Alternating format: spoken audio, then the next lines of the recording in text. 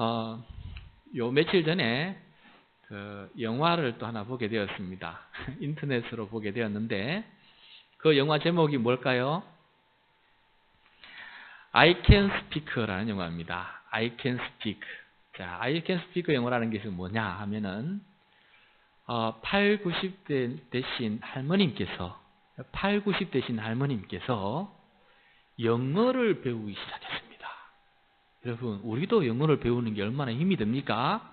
그런데 8, 90대신 이 할머님께서 영어를 A, B, C부터 배우기 시작하는데 이 영어를 배워서 무엇 하려고 했냐면은 미국의 국회를 찾아갑니다.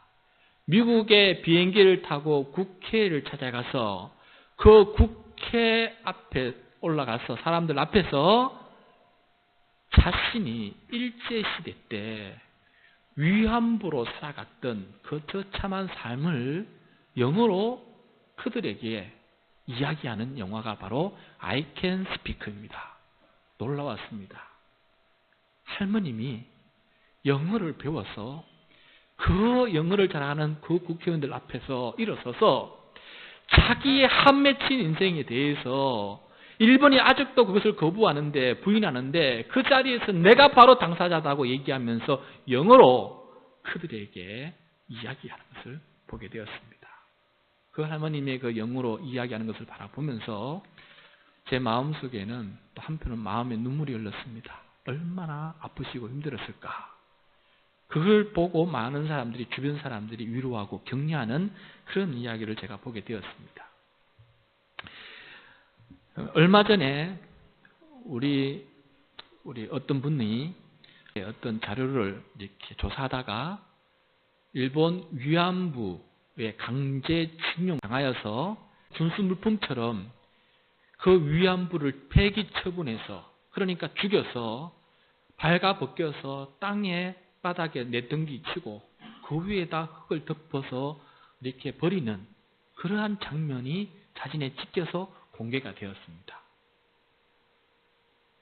그런데 그 사진을 보고도 여전히 일본은 자신들이 한국이나 다른 사람들의 여성들을 강제징용해서 군수품처럼 그렇게 위안부로 사용했다는 것을 지금도 부인하고 있습니다.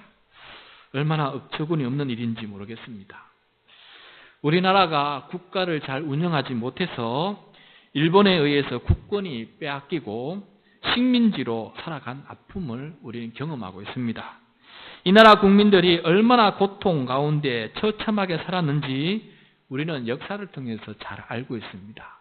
심지어 여기 앉아 계시는 분들 중에 많은 분들도 그 일제시대를 경험하고 이 자리에 앉아서 예배드리고 있습니다.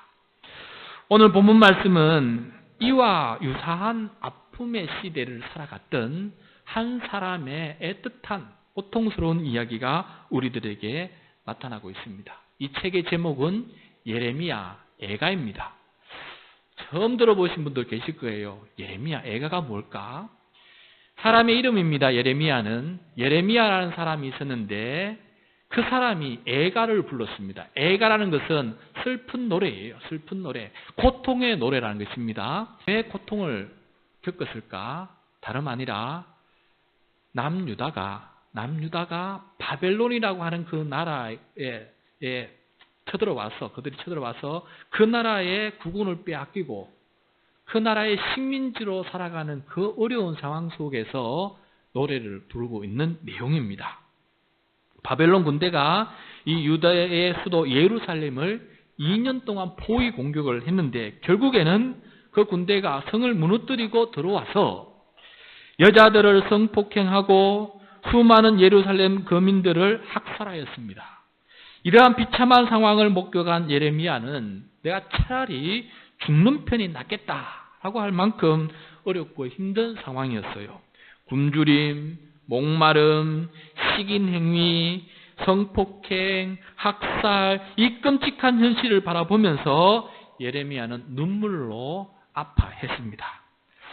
그런데 이 예레미야가 시간이 조금씩 지나면서 그 아픈 가운데 뭔가 하나님에 대해서 새로운 것을 깨달아가기 시작합니다.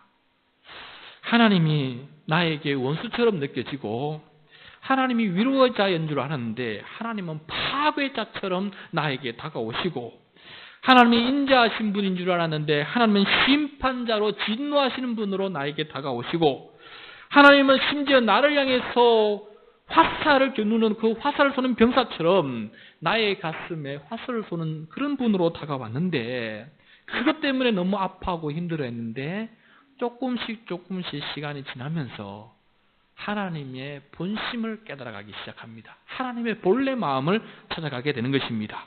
오늘 말씀은 바로 그 하나님의 본심을 찾아가면서 고백한 내용인데 오늘 말씀을 통해서 하나님의 진심이 무엇인지 오늘을 깨달아갈 수 있는 저와 여러분이 될 수 있기를 간절히 소망합니다. 자, 첫 번째 예레미야 선지자가 깨달은 하나님의 본심은 바로 정의. 하나님의 마음의 본심이 무엇이냐 분명히 깨달았는데 그것이 바로 하나님의 정의라는 정의. 정의가 무엇이냐? 하나님은 악을 미워하십니다. 불의와 부정을 미워하십니다. 그 대신 하나님은 선을 좋아하십니다. 이것이 바로 하나님의 정의입니다. 정의는 선한 세상을 향한 하나님의 간절한 열망이 바로 정의입니다. 그렇기 때문에 하나님은 악을 행하는 사람을 그냥 내버려 두지 아니하시고 선을 행하도록 돌이키십니다. 사람들이 악에서 선으로 돌이키지 않을 때 하나님께서 사용하시는 교육 방법은 바로 고난이었습니다. 채찍이었습니다. 징계였습니다. 그래서 고난이 있는 이유는 하나님의 정의 때문에 그렇습니다. 우리 19절 말씀 우리 같이 읽겠습니다. 시작. 내 고초와 재난 곧 쑥과 담즙을 기억하소서.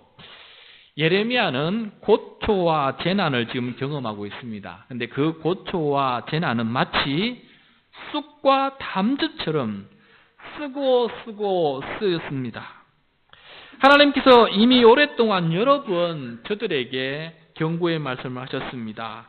하나님 대신 우상을 숭배하지 말고 삶의 현장에서 이웃들에게 악을 행하지 말고 하나님의 말씀에 불순종하지 말고 하나님께 돌아오라 그렇게 끊임없이 그들에게 말을 했습니다. 그렇지 않으면은 내가 채찍을 통해서라도 너희들을 바른 길로 인도할 것이다 라고 경고를 했지만은 하나님 참 오래 참으셨습니다. 그러나 아주 참지는 않으셨습니다.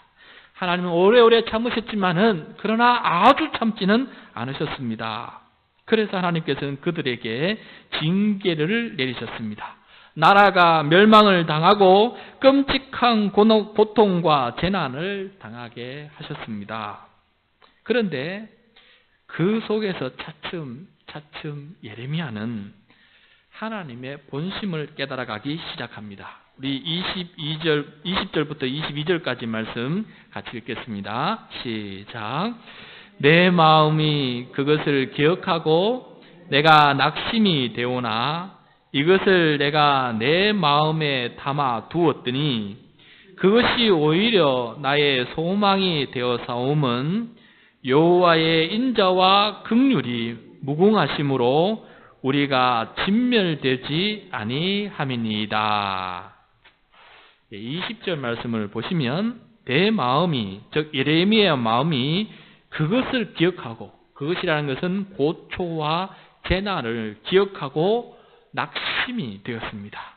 여러분 고난과 재난을 당하는 사람이 그것이 깊어지면은 낙심되지 않겠습니까? 설령 그것이 내가 지은 죄 때문에 달게 받는 죄라 할지라도 죄에 대한 징계라 할지라도 그것을 오래 당하게 되면은 우리는 낙심하게 됩니다. 절망하게 됩니다. 그런데 21절 이것을 예레미야가 자신의 마음에 담아둡니다. 자, 마음에 담아둔다라는 것은 깊이 묵상하고 성찰한다라는 것입니다. 그 고난을 내 죄 때문에 당하는 이 고난을 깊이 묵상하다 보니까 그랬더니 낙심이 오히려 소망이 되어가는 것을 깨닫게 됩니다. 낙심이 오히려 소망이 된다는 것입니다. 어떻게 해서 낙심이 소망이 되어갈까요? 22절 말씀입니다. 여호와의 인자와 긍휼이 무궁하심으로 유대 백성들이 진멸되지 아니하기 때문입니다. 여기서 진멸된다라는 말은 한 명도 남겨두지 않고 다 죽인다라는 말이 바로 진멸입니다. 그런데 진멸되지 아니한 게 소망이 된다라고 고백하고 있습니다. 다 없애지 아니하시고 남겨두신 것이 많다라는 것입니다. 이런 것보다 아직까지 가진 것이 더 많아서 내가 소망이 무엇인지 깨닫게 된다라는 것입니다. 왜 그렇겠습니까? 하나님의 본심이 정의이기 때문에 그렇습니다. 정의라는 것은 악한 사람을 징계하는 데서 끝나는 것이 아니라 그 악한 사람을 징계하여서 다시금 선한 사람으로 반드시 바꾸겠다고 하시는 하나님의 열망이 그 속에 있기 때문에 그렇습니다. 그것 때문에 하나님께서는 진멸이 진심이 아니고 진멸이 목적이 아니고 그들을 징계하신 후에 다시금 회복시켜서 온전한 사람으로 만드시기 위해이기 때문에 그 상황을 바라보면서 하나님의 정의를 바라보면서 아하, 하나님은 우리를 온전히 망하시려고 하시는 것이 아니고 우리를 다시금 회복시키려고 하시는 것이구나 하는 이 소망을 다시금 깨닫게 되었다라는 것입니다. 여러분, 하나님의 정의는 우리에게 소망이 됩니다. 결국은.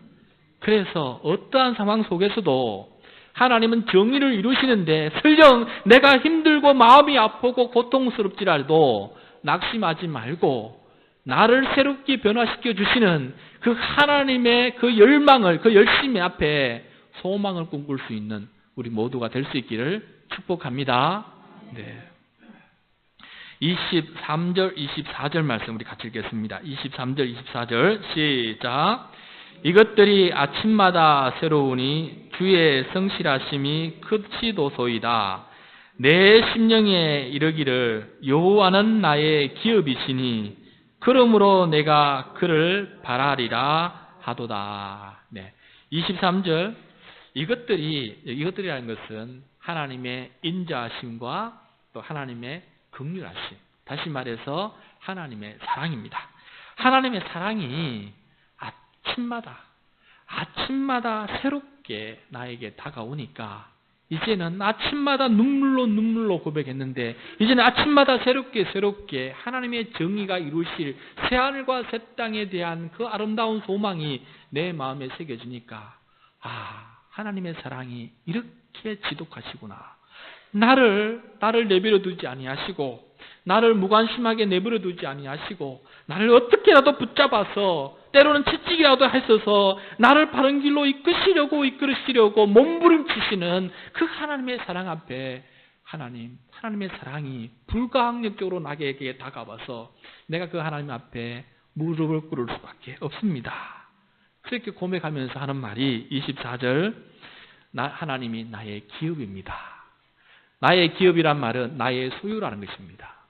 내가 이제 이거 소유하려고 악을 저지르고 저거 소유하려고 악을 저지르고 이렇게 살았는데 이렇게 하나님의 정의와 사랑을 깨닫고 보니까 하나님이 내 전부이다는 것을 깨닫게 되어서 나의 눈을 들어서 하나님을 바라볼 수 있는 사람이 되었습니다. 하나님이 나의 기업이시고 내가 바라볼 사람은 하나님밖에 없습니다라는 것을 깨닫게 된 것입니다. 이것이 바로 하나님의 정의가 이루시는 목표입니다. 우리의 눈을 하나님께 고정시키기 위해서 하나님은 이 땅에 정의를 베풀고 계신다는 사실을 꼭 기억하는 우리 모두가 될 수 있기를 축복합니다. 하나님은 정금과 같이 우리를 단련하여서 정금을 만드시려고 우리를 그냥 대충 썩어든 녹슨 그런 쇳덩어리가 아니라 우리를 갈고 따라서 정금과 같이 만드시기 위해서 우리를 단련하신다는 사실을 꼭 기억하시고 이런 모든 하나님의 치료 가운데 우리가 담대히 그 치료를 잘 받아서 아름다운 인생이 될 수 있기를, 그런 인생으로 변화되어 주시기를 바랍니다. 성도 여러분, 몇 년 전에 제가 다리가 부러졌습니다.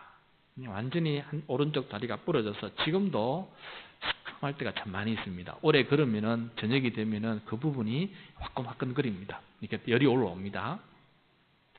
제가 부주의해서 교만해서 이렇게 잘못 행동해서 다리가 부러졌어요. 다리가 이렇게 부러지니까 골절이 되니까 이걸 다시 붙여서 철판을 양쪽에 대고 핀을 박는데 핀을 20개나 박았습니다. 20개 핀을 박아서 살아가는데 이제 그 목발을 하고 살아가다 보니까 이전에 보이지 않던 것이 이제 보이기 시작합니다. 나보다 이전에는 교회 성도들 중에 목발하고 다니는 성도들이 눈이 안 보였는데 내가 목발하고 이렇게 하다 보니까 성도들이 목발하는 성도들이 한 사람 한 사람 눈에 보이기 시작합니다. 이전에 눈에 보이지 않았습니다. 그때서야 눈에 보이면서 그들이 아픔이 어떨까, 얼마나 힘이 들까 깨닫기 시작하는 것이죠. 그렇게 이제 목발을 짚고 계단을 오르내리고 이렇게 있는데 어느 장로님께서 저에게 한 이야기를 문자로 보내주셨습니다. 목사님, 저도 옛날에 다리가 부러져서 목발하고 오르내리고 하니까 얼마나 힘들었는지 몰랐는데 이 이야기가 우리에게 참 소중한 깨달음을 줍니다 하면서 그 이야기를 저에게 보내주었어요. 근데 그 이야기가 또 얼마 전에 저 지인을 통해서 또 카톡으로 제게 또 날아왔어요. 왜 그런가 하니 이분의 딸이 큰 병이 걸렸어요. 큰 병이 걸려서 이렇게 딸이 큰 병이 걸리다 보니까 세상이 달리 보이면서 다시금 하나님의 은혜를 깨달으면서 저에게 이야기를 하나 보내주셨는데 똑같은 이야기예요. 똑같은 이야기를 저에게 보내주었습니다. 그 이야기가 무엇인지 함께 나누어 보겠습니다. 평생 땅만 바라보고 사는 돼지가 있었습니다. 이 돼지가 하늘을 바라볼 수가 없습니다. 늘 꿀꿀꿀거리면서 땅만 볼 수 있도록 그 모든 얼굴과 목이 땅만 바라볼 수 있도록 그렇게 구조화가 되어 있습니다. 그런데 이 돼지가 하늘을 바라볼 수 있는 유일한 방법이 하나 있는데 그것은 넘어지고 자빠질 때입니다. 돼지가 넘어지고 자빠져야 그때서야 하늘을 바라볼 수 있는 기회를 얻게 되는 것입니다. 평상시 볼 수 없었던 것을 넘어지고 자빠져서 새로운 세계를 보게 되는 것이죠. 저 푸른 아래 흰 구름도 있고 새들도 날아다니고 이 3월의 봄날에 따뜻한 햇살도 있다는 것을 그때서야 보게 되는 것입니다.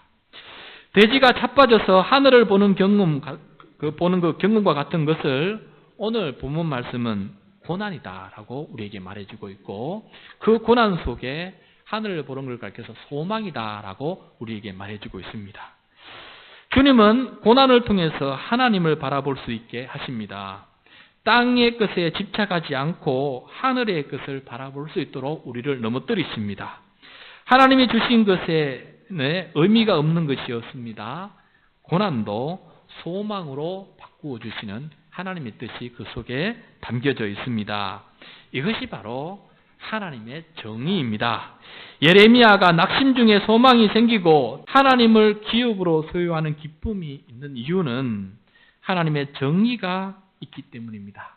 낙심 가운데 살지 말고 소망 가운데 살아갈 수 있는 우리 모두가 될 수 있기를 간절히 축복합니다. 자, 그 다음에 두 번째, 이미 말씀을 드렸지만은 예레미야 예언자가 깨달은 하나님의 본심은 사랑입니다. 하나님의 본심은 사랑인데 그 사랑은 어떤 사랑이냐? 고통과 죽음이 있는 사랑이다. 고통과 죽음이 그 속에 담겨져 있는 사랑이다. 우리 32절, 33절 말씀 같이 읽겠습니다. 32절, 33절 시작. 그가 비록 근심하게 하시나 그의 풍부한 인자하심에 따라 긍휼히 여기실 것임이라. 주께서 인생으로 고생하게 하시며 근심하게 하심은 본심이 아니시로다. 자, 하나님의 본심은 우리가 고생하지 않고 근심하지 않고 사는 것이 하나님의 본심입니다. 그럼 그렇지 않겠습니까? 우리가 어떤 부모가 자식이 고생하고 또 근심하며 살기를 바라는 그런 부모가 이 세상에 또 어디 있겠습니까? 그러나 버릇없는 자식을 그대로 내버려 두는 부모도 또한 없습니다. 그래서 채찍을 듭니다. 그것이 자식을 향한 부모의 정의이고 고통스러운 사랑입니다. 악한 모습을 채찍을 통해서 선한 모습으로 바꾸려고 합니다. 그렇게 하는 이유는 알고 보면은 바로 부모님의 사랑, 고통스러운 사랑이 그 속에 담겨져 있기 때문에 그렇습니다. 사랑은 방치도 아니고 사랑은 무관심도 아니고 사랑에는 정의가 있습니다. 잘못된 것을 바르게 하려는 마음이 그 속에 담겨져 있습니다. 사랑이 있기에 정의를 이루려고 하는 것입니다. 그러므로 사랑은 정의가 있는 사랑일 때 참된 사랑이고, 사랑은 그 속에 남을 위한 희생이 있을 때 참된 사랑이 될 수 있다라는 것을 우리가 깨닫게 됩니다. 하나님의 본심이신 이 사랑과 하나님의 사랑의 표현은 이 정의를 우리는 어디에서 결정적으로 볼 수 있습니까? 어디에서 그것을 우리가 볼 수 있습니까? 그것은 바로 십자가에 달리신 예수 그리스도를 통해서 이 하나님의 정의와 이 하나님의 사랑을 우리는 계속해서 보게 됩니다. 예수님은 죄가 없으신 분이십니다. 그런데 예수님께서 고초와 고난을 당하십니다. 죄 지은 사람이 고초와 고난을 당해야 하나님의 정의가 이루어지는 것인데 아무런 죄가 없으신 예수님께서 고난을 당하십니다. 예수님은 육신의 몸을 입고 오신 하나님이십니다. 그러므로 하나님께서 친히 고난을 당하시는 것입니다. 이렇게 보면은 지금 하나님의 정의가 뜻하지 않는 방식으로 지금 이루어지고 있는 것을 보게 됩니다. 이것을 이해하기 위해서 한 가지 이야기를 전해드리겠습니다. 어떤 어머니에게 아들이 하나 있었습니다. 아들은 삐뚤어진 인생을 살아가고 있었습니다. 어머니는 늘 이 아들 때문에 마음이 너무너무 고통스러웠습니다. 그런데 어느 날 갑자기 이 아들이 피 묻은 칼을 들고 방문을 열고 신속하게 들어오는 것입니다. 알고 보니까 집 근처에서 다른 사람을 칼로 찔러 죽인 것입니다. 그 칼을 들고 서 있는데 갑자기 경찰 사이렌 소리가 올라옵니다. 자기 집으로 그 차가 계속해서 오고 있는 것입니다. 그 순간 경찰이 들어오기 직전에 어머니는 그 아들의 손에 있는 칼을 빼앗습니다. 자기가 그 칼을 손에 잡습니다. 그리고 피를 묻은 것을 자기 손에다 묻힙니다. 그리고 경찰이 들어왔을 때 하는 말이 내가 죽였습니다 하고 그 어머니가 아들 대신에 경찰에 붙잡혀서 가고 있습니다. 정의의 입장에서 보면 지금 정의가 이상하게 이루어지고 있습니다. 죄 지은 사람이 징계를 받아야 되는데 죄 짓지 않은 사람이 대신 지금 징계를 받고 있어서 뜻하지 않은 방식으로 하나님의 정의가 이루어지고 있습니다. 왜 그랬을까요? 그 어머니는 왜 자신이 대신 감옥에 들어갔을까요? 아들을 향한 사랑 때문에 그렇습니다. 아들이 이제 남은 인생을 새롭게 살겠지, 내 모습을 바라보면서 이제 인생이 완전히 달라지겠지 하는 그런 마지막 꿈을 가지고 아들 대신 형장을 치르게 되는 것을 보게 됩니다. 그 아들은 그 어머님의 그 희생과 그 고난을 제대로 이해하고 있을까요? 정말 그 아들의 삶이 정말 변화된 인생이 되었을까요? 그래서 그 어머님의 그 희생이 가치 있고 값어치 있게 되었을까? 우리 그 다음 이야기는 알 수가 없습니다.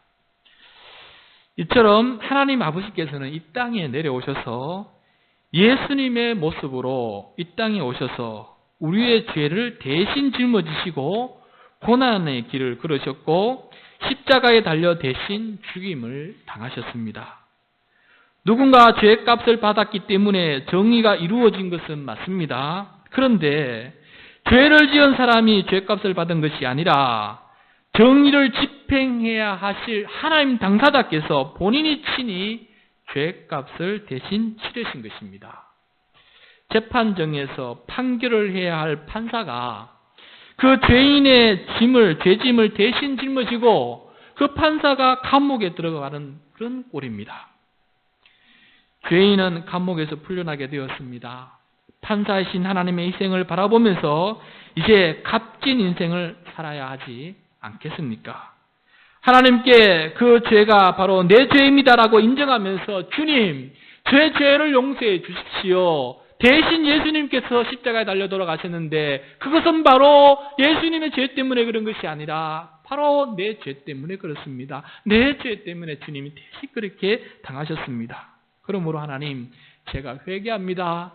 이제 그 사랑에 힘입어서 제가 회개합니다. 이후로 남은 인생 하나님 앞에 값진 인생 살아가게 도와주시고 예수님의 그 십자가의 희생이 의미 없는 인생이 되지 아니하도록 내 인생 가운데 하나님의 위대한 계획이 이루어질 수 있도록 도와주십시오. 여러분, 이것이 바로 하나님의 정의고 하나님의 사랑이었습니다.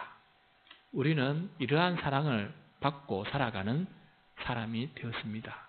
예수님의 그 사랑과 그 정의를 헛되이 보내지 아니하고 값지게 보낼 수 있는 우리 모두가 될 수 있기를 축복합니다.